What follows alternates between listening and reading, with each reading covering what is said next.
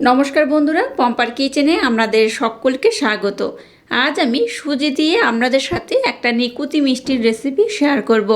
মিষ্টি আমরা নানা রকমভাবে বানিয়ে থাকি, তবে নিকুতি মিষ্টিটা একবার হলেও ট্রাই করতে পারেন।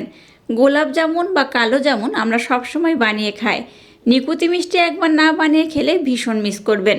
আর এইভাবে আমার মতো একবার বানিয়ে দেখবেন, প্রত্যেকটা মিষ্টি কিন্তু হবে নরম তুলতুলে আর রসালো, মুখে দিলেই দেখবেন মিলিয়ে যাবে। আর এটা এতটাই নরম তুলতুলে রসালো, যেই একবার খাবে সেই আপনাকে ভীষণ প্রশংসা করবে। তাহলে চলুন দেরি না করে আজকের এই অপূর্ব স্বাদের নিকুতি মিষ্টির রেসিপিটা দেখে নেওয়া যাক। এই মিষ্টিটা বানানোর জন্য প্রথমে দেখুন গ্যাসটা জ্বেলে দিয়ে একটা ফ্রাই প্যান বসিয়ে দিয়েছি। এর মধ্যে দিয়ে দেবো বড় চামচের হাফ চামচ ঘি। ঘিটাকে প্রথমে একটু মেল্ট করে নেব। ঘিটাকে মেল্ট করে নিয়েছি আর গরম করে নিয়েছি। এবার দেখুন এই কাপের মাপ করে প্রায় 1 কাপের মতো আমি সুজি দিয়ে দেব। এবার এই সুজিটাকে ঘির সাথে একটু নাড়াচাড়া করে ভেজে নেব। খুব লাল করে ভাজা যাবে না, একটু হালকা করে নাড়াচাড়া করে ভেজে নিলেই হবে। সুজিটাকে দেখুন একটু নাড়াচাড়া করে ভেজে নিয়েছি, আর খুব লাল কিন্তু করা যাবে না, এরকম একটু আলতো হাতে নাড়াচাড়া করে ভেজে নিতে হবে। এবার 1 কাপ সুজির জন্য 1.5 কাপ এখানে আমি লিকুইড দুধ ব্যবহার করব।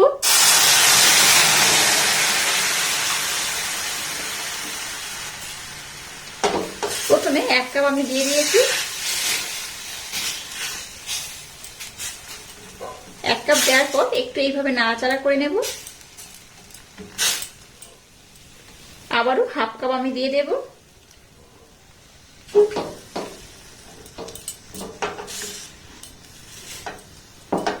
এবার দুধের সাথে এই সুজিটাকে খুব ভালোভাবে নাড়াচাড়া করে কিন্তু মেখে নিতে হবে। যেমন একদম নরম একটা ডো হয় সেইভাবে কিন্তু এটাকে ডো বানিয়ে নিতে হবে। আর দুধটাকে আমি ঘন করে ফুটিয়ে আগে থাকতে জাল দিয়ে রেখে দিয়েছিলাম, তাই আর কিন্তু ফোটানোর দরকার হয়নি। এই পর্যায়ে সামান্য একটু লবণ অ্যাড করব আর দিয়ে দেবো হাফ চামচ চিনি। এরকম একটু হাফ চামচ দানা চিনি ব্যবহার করবেন। আবারও হাফ কাপ আমি দুধ দিয়ে দিচ্ছি। মোট এখানে একই কাপে মাপ করে 2 কাপ আমি লিকুইড দুধ ব্যবহার করলাম আর 1 কাপ সুজি ব্যবহার করেছি।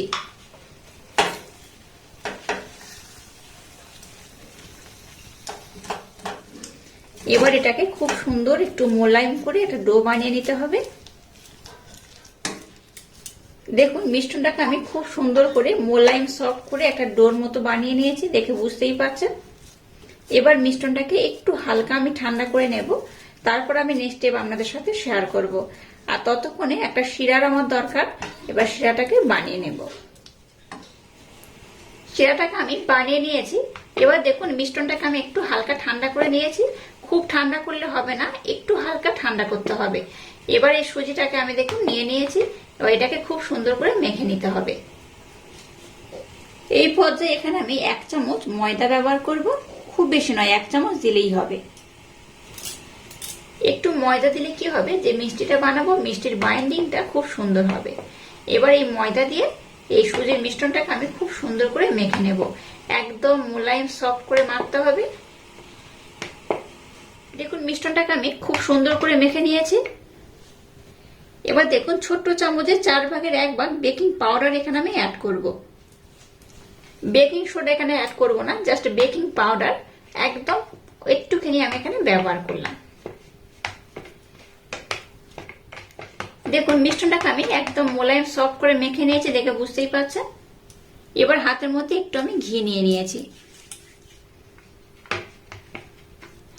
এবার এখান থেকে মিশ্রণটাকে আমি প্রথমে অর্ধেক করে নেব।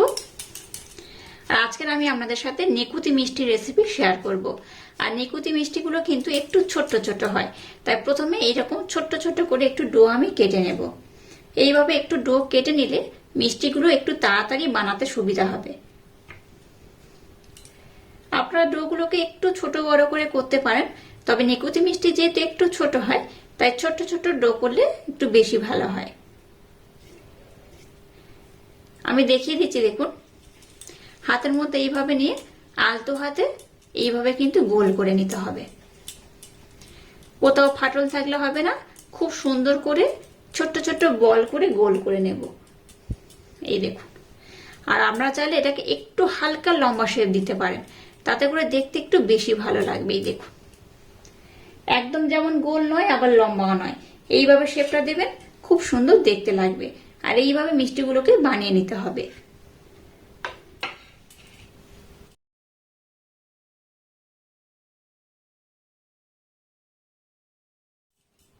দেখুন সবগুলোকে আমি কত সুন্দর করে বানিয়ে নিয়েছি, আর একটার মধ্যে দেখুন একটু ফাটল নেই। এইভাবে কিন্তু সুন্দর করে বানিয়ে নিয়েছি।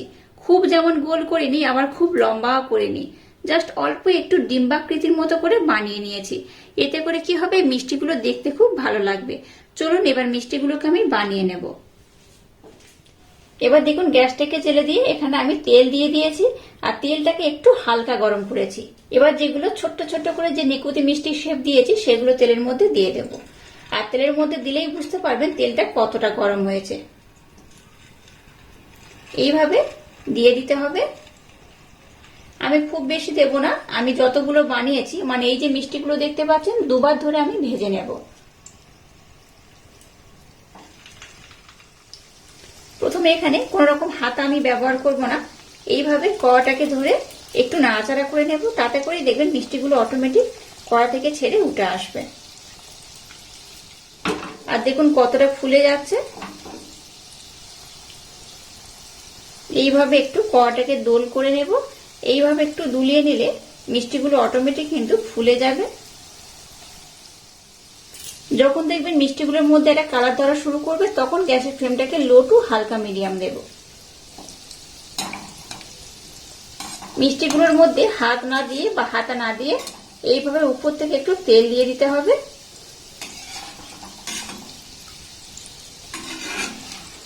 এবার দেখুন মিষ্টিগুলোর মধ্যে একটু হালকা কালার ধরা শুরু করে দিয়েছে। এবার গ্যাসের ফ্লেমটাকে লো টু হালকা মিডিয়াম দিয়ে এগুলোকে একটু লাল লাল করে ভেজে নেব।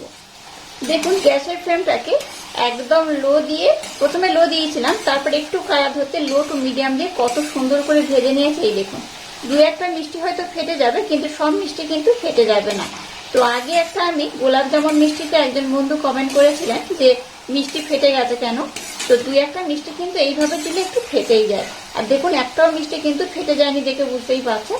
তো আমি আবারও বলছি, দুই একটা মিষ্টি যদি ফেটে যায় তাতে করে কোনো রকম সমস্যা হয় না। তো যাই হোক, এটাকে কিন্তু আমি আর খুব বেশি লাল করবো না। এই নিকুতি মিষ্টিগুলো এইরকমই কালার থাকবে, তারপর এগুলো যখন শিরার মধ্যে দেবো তখন কিন্তু আরো লাল হয়ে যাবে।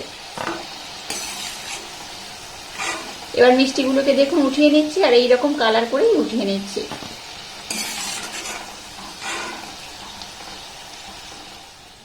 দেখুন সমস্ত মিষ্টিগুলোকে বানিয়ে নিয়েছে, আর কত সুন্দর হয়েছে। দেখুন প্রত্যেকটা মিষ্টি কিন্তু খুব সুন্দরভাবে হয়ে গেছে। এবার দেখুন মিষ্টিগুলোকে একটু হালকা আমি ঠান্ডা করে নিয়েছি, খুব ঠান্ডা নয় আবার খুব গরম নয়, হাতের মধ্যে এইভাবে টাচ করতে পারছি সেইভাবে কিন্তু একটু ঠান্ডা করে নিতে হবে। তো এবার এগুলোকে আমি শিরার মধ্যে দিয়ে দেব। এবার দেখুন শিরাটাকে আমি একটু হালকা ঠান্ডা করে নিয়েছি, খুব গরম যেমন নয় আবার ঠান্ডাও নয়, দেখে বুঝতে পারছেন ফোটানো অবস্থায় নেই, জাস্ট গরম হয়েছে। আর এইভাবে দেখুন ধোঁয়া একটা উঠছে, দেখে বুঝতেই পারছেন। এবার এই মিষ্টিগুলোকে শিরার মধ্যে আমি দিয়ে দেব। সবগুলোকে এর মধ্যে দিয়ে দিলাম। এবার দেখুন শিরার মধ্যে মিষ্টিগুলোকে দিয়ে দিয়েছি। এবার এটাকে ঢাকা দিয়ে কিছুক্ষণ আমি রেস্টে রেখে দেব। এটাকে ঢাকা দিয়ে রাখলে দেখবেন এই শিরাটা অনেকটা অ্যাবজর্ব করে নেবে, আর এগুলো কিন্তু একদম রসালো হয়ে যাবে। তো যাই হোক, এবার এগুলো নরম হয়ে গেলে আমি আপনাদের দেখাবো মিষ্টিগুলো ভিজতে কত সময় লাগলো, আর এই মিষ্টিগুলো কত সুন্দর দেখতেও হয়েছে সেটাও আমি আপনাদের দেখাবো। তো যাই হোক, এটাকে এবার আমি ভিজিয়ে রেখে দিলাম, পরে আমি আপনাদের দেখাবো মিষ্টিগুলো কত সুন্দর হয়েছে। আর এটাকে কিন্তু ফোটানোর দরকার নেই, যেহেতু সুজিটাকে আমি খুব সুন্দর করে কড়ার মধ্যে দিয়ে নাড়াচাড়া করে ফুটিয়ে নিয়েছিলাম, তাই এই মিষ্টিগুলোকে আর ফোটানোর দরকার নেই। এটা অটোমেটিক কিন্তু একদম নরম তুলতুলে রসালো হয়ে যাবে। দেখুন এই নিকুতি মিষ্টিটাকে আমি 1 ঘন্টার জন্য রেস্টে রেখে দিয়েছিলাম। 1 ঘন্টা পর দেখাচ্ছি, দেখুন অনেকটাই কিন্তু শিরাটাকে অ্যাবজর্ব করে নিয়েছে, দেখে বুঝতেই পারছেন। যেহেতু এটা সুজি দিয়ে বানানো তাই ভিজতে কিন্তু খুব বেশি সময় লাগেনি। তো একটা মিষ্টি আমি আপনাদের দেখাচ্ছি, দেখুন কতটা সুন্দর হয়েছে, কতটা রসালো হয়েছে। এই দেখুন, আর এই দেখুন একদম ভিতরে নরম তুলতুলে রসালো, দেখে বুঝতেই পারছেন কতটা অপূর্ব হয়েছে।